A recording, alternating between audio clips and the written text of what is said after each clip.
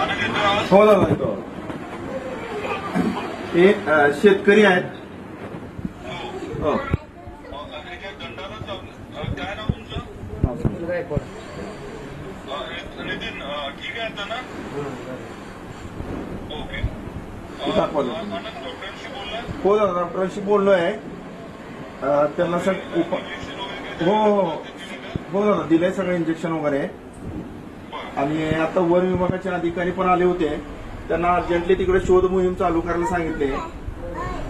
हो यांचे शेतामध्ये जाऊन अगोदर शोध घेतील ते. बाकी मसल्याच्या शिवारामध्ये पण पटकन यंत्रणा लावायला सांगितलं आहे. संबंधित अधिकारी पण आहे तिथं. जी